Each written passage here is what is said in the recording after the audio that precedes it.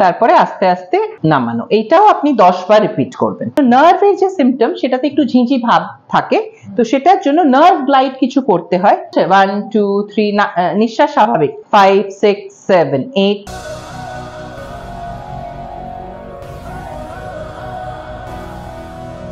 High, আমি doctor Tahmina, আপনার physio fitness and rehab expert. আর আজকে আমাদের সাথে আছেন মিস্টার বাসু। আসুন জেনে নিই উনি কেন আমার কাছে এসেছেন। হ্যাঁ বলুন মিস্টার বাসু, আপনার কি অসুবিধা? আমার অসুবিধা হচ্ছে, আমার হাঁটুতে খুব পেন ছিল, হাঁটতে গেলে খুব লাগছিল, আর কোমরে পেন। এই দুটোর জন্য আমি আপনার কাছে এসেছি। রিকমেন্ড করেছে আমার মিসেস। ওকে। উনি ফেসবুক দেখে আমাকে অ্যাকচুয়ালি ফেসবুক দেখে বলেছে যে ওকে চলো ওখানে চলো, আমি দেখি। আসুন দেখে নি কি কি এক্সারসাইজ করে এই 10 বছরের হাঁটু আর কোমরের ব্যথাটা আমরা একটু কমাতে পারি।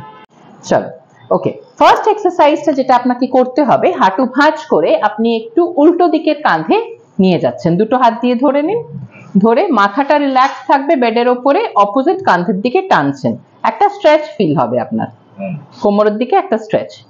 10 সেকেন্ডস হোল্ড, তারপরে আস্তে আস্তে নামানো। হ্যাঁ, এবারে আপনাকে সেম জিনিস এই পায়ে 1 2 3 4 5 6 7 8 9 10, 5 বার এই পায়ে, 5 বার এই পায়ে। তারপরে যেটা আপনাকে করতে হবে সেটা হচ্ছে দুটো হাঁটু ভাঁজ, তারপরে দুটো পা ধরে একসাথে পুল করা। 10 সেকেন্ডস হোল্ড, তারপরে আস্তে আস্তে নামানো। এইটাও আপনি 10 বার রিপিট করবেন। নার্ভের যে সিমটম সেটাতে একটু ঝিঁঝি ভাব থাকে, তো সেটার জন্য নার্ভ গ্লাইড কিছু করতে হয়। সেটা এইভাবে সোজা আপনাকে পাটা তুলতে হবে, হাঁটুর পেছনটা দুটো হাত দিয়ে ধরে নিতে হবে যাতে এই অ্যাঙ্গেলটা আমাদের 90 ডিগ্রি থাকে। তারপরে এই পায়ের পাতাটা টান টান, হাঁটু যতটা সোজা হয় পায়ের পাতা টান টান, একটা টান আসছে দেখুন। 1 2 3 4 5 6 7 8 9 10, এই টানটা। তারপরে আপনাকে এই টানটা ফিল করলেন, 10 সেকেন্ডস হোল্ড করলেন, 90 ডিগ্রিতে নামালেন, ঠিক আছে? আবার এটা তুললেন, তুলে পায়ের পাতা টান টান করলেন, 10 সেকেন্ড হোল্ড করলেন, আবার এটা নামিয়ে এখানেই রাখলেন। ওকে, রিল্যাক্স। হ্যাঁ হ্যাঁ হ্যাঁ হ্যাঁ, হাঁটুটা দেখাই। হাঁটু শক্ত করা, দুটো হাত সাইডে, রিল্যাক্স, হাঁটু শক্ত করা, পায়ের পাতাটা টান টান করা। 1 2 3 4 5 6 7 8 9 10, রিল্যাক্স। এবারে হচ্ছে সোজা পা তোলা, হাঁটুটা সোজা রেখে আপনি যতটা তুলতে পারছেন কমফোর্টেবলি, তারপরে পায়ের পাতা টান টান। 1 2 3 4 5 6 7 8 9 10, পায়ের পাতা টান টান, হাঁটুটা সোজা থাকবে। 10 সেকেন্ডস হোল্ড, 5 বার এই পায়ে করলেন, 5 বার এই পায়ে।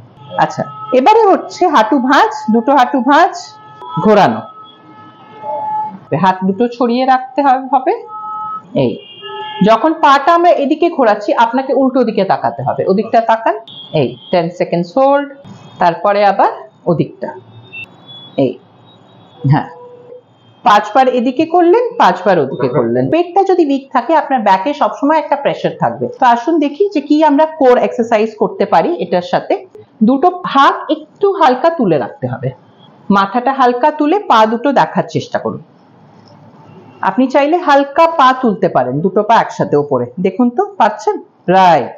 1 2 3, নিঃশ্বাস স্বাভাবিক, 5 6 7 8 9 10, রিল্যাক্স। তবে এবার একটু উপর হয়ে করতে হবে কারণ আপনার কোমরে একটা প্রবলেম আছে। তো হাতটাকে এই পেছনে রাখুন, ব্যাকটাতে রাখলেন, ঠিক আছে? এবারে আপনাকে মাথাটা তুলে সামনের দিকে দেখতে হবে, রাইট। এটাতে আপনি চাইলে টোয়েরও প্রেশার নিতে পারেন, টোয়ের ওপরে চাপ দিয়ে হাঁটুটা অফ দ্য বেড।